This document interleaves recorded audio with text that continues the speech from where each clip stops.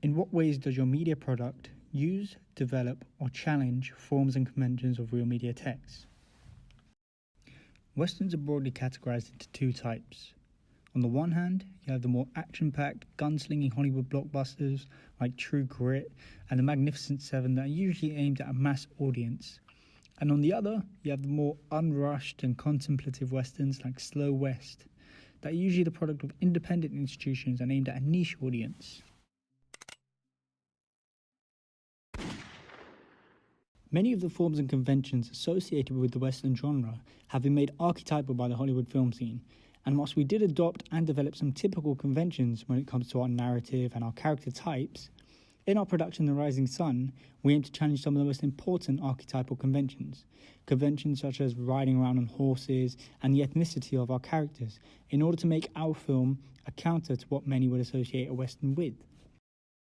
We mainly wanted to represent those that didn't get their deserved recognition in the Hollywood limelight, while simultaneously maintaining the title and genre of a Western.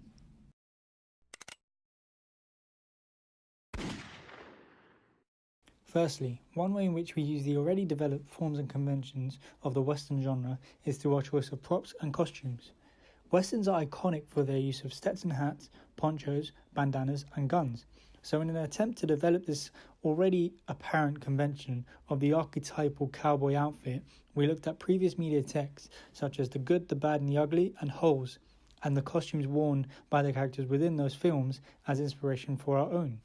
For our female character's costume, we studied Sigourney Weaver's character in the 2003 film Holes, and for our male characters, we loosely based our costumes on Clint Eastwood's character from The Good, the Bad and the Ugly of 1966.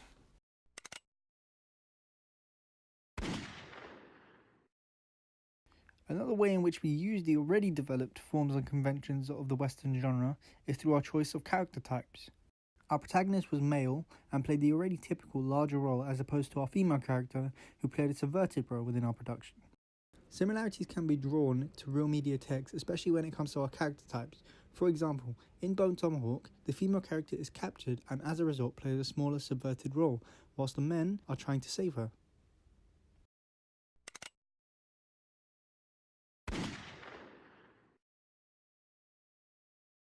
However, we opted to develop the independent and artsy type of Western that tends to be more controversial and slow because we knew that our target audience was not that of a mainstream Hollywood film, but instead it was a niche audience with particular tastes and interests.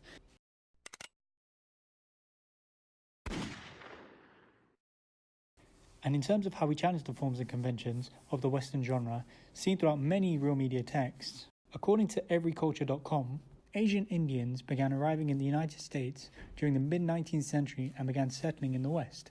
A majority of these Indians were Sikh and from India's Punjab region. They worked mainly in agriculture and construction, but none of them were ever portrayed as cowboys in the Hollywood limelight.